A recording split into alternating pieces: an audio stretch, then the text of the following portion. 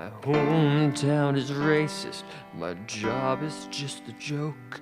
I become a cow racer because I've become so broke. Oh, moo. Episode 4, Moo-ster Drift.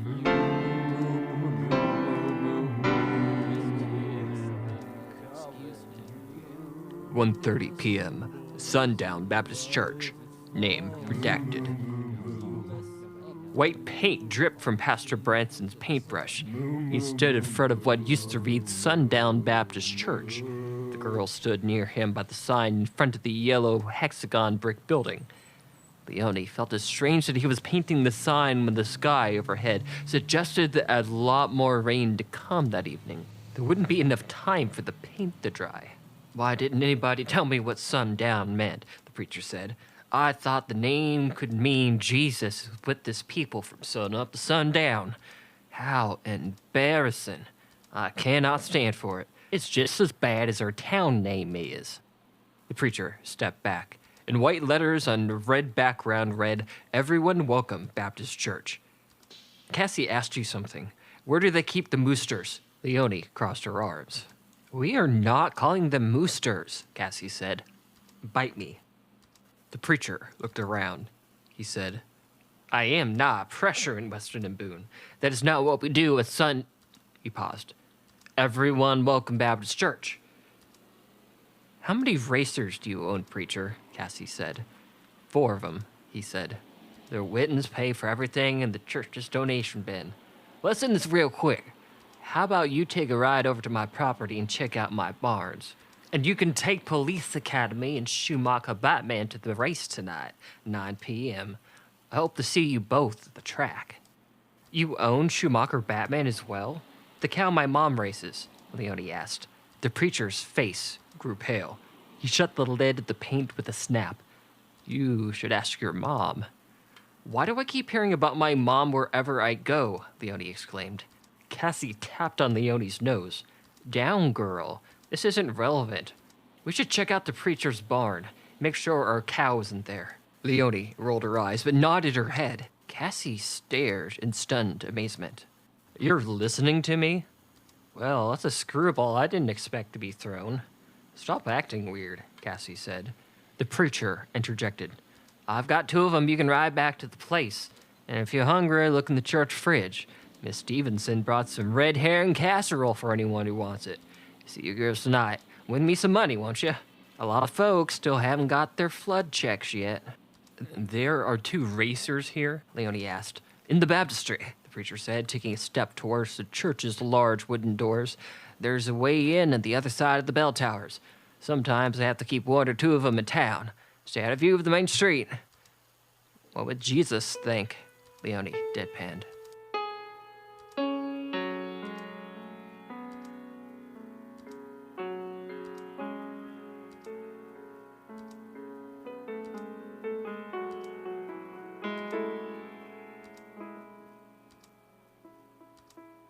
"4 p.m.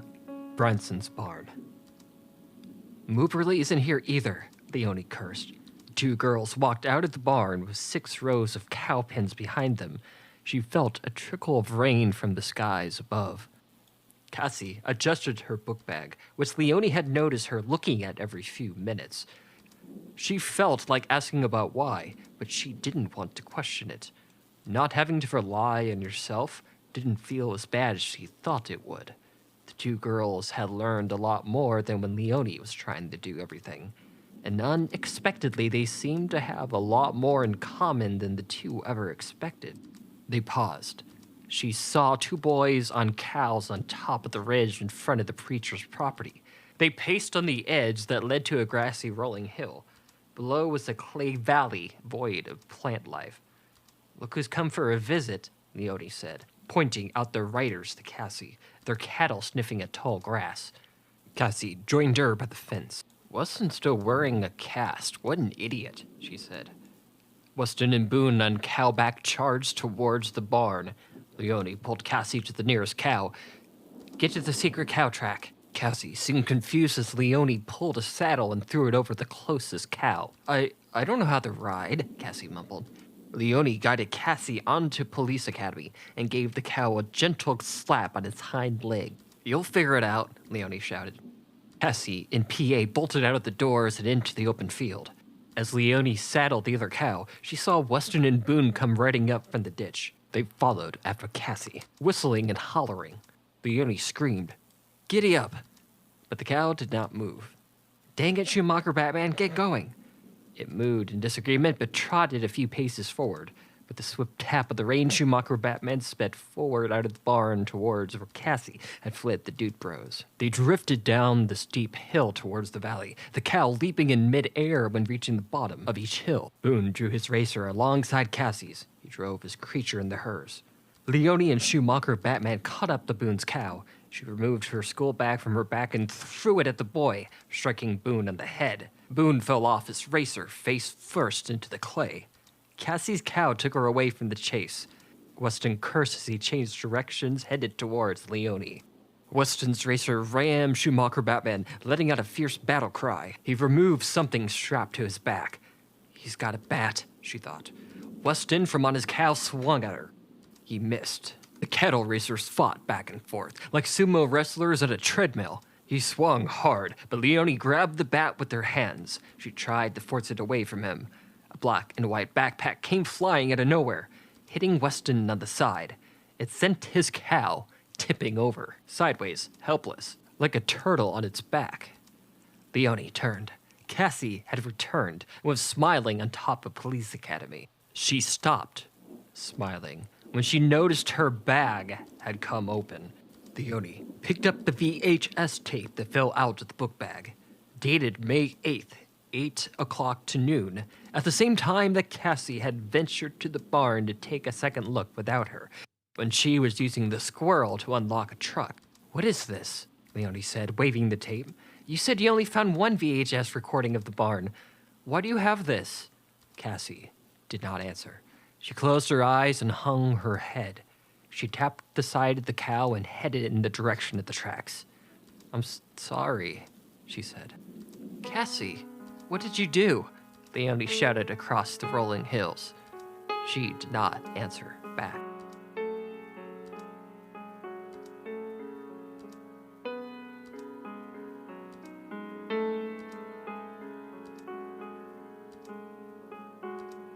"5:20, outside the secret cow track."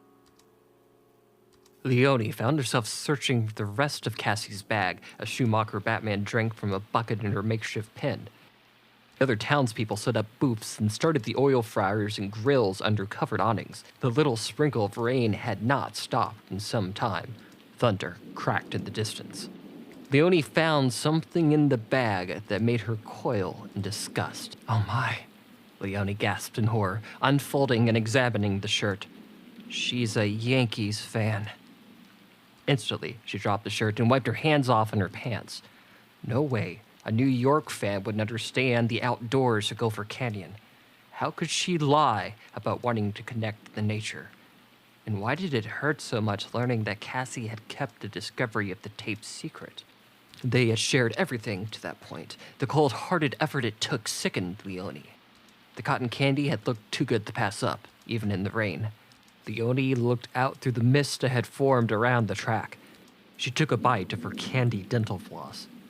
"At least I get free food here because of my mom," Leonie thought. "That's cool, I guess." She hoped that Cassie was not lost and had found cover from the storm, even if she felt mad about what she did.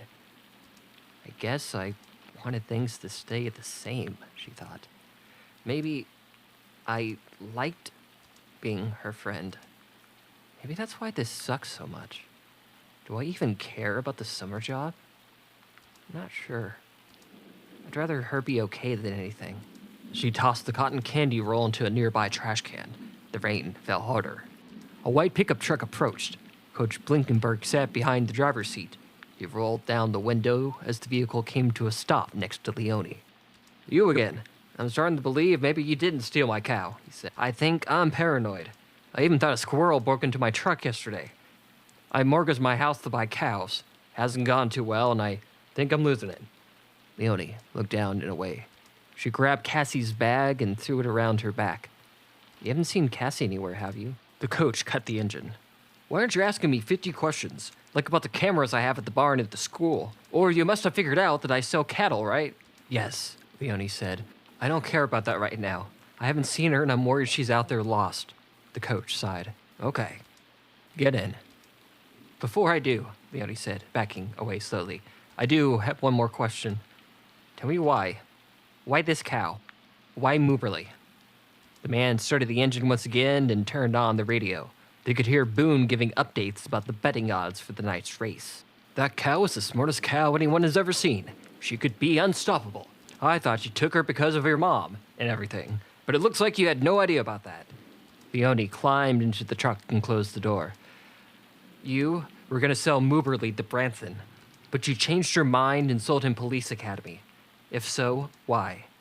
Good hustle, the coach said. You're right. I didn't sell because we didn't need one person owning the top 5 cattle racers. Plus, I'm with Weston and Boone on nationalizing the sport. Right now, the only person who handles the money is the church secretary. That doesn't sit right with me. The preacher didn't steal the cow. Leonie shook her head. Or you. Or Weston and Boone. The coach drove off the road and turned on his brights. They drove over the land searching for Cassie and the lost racer.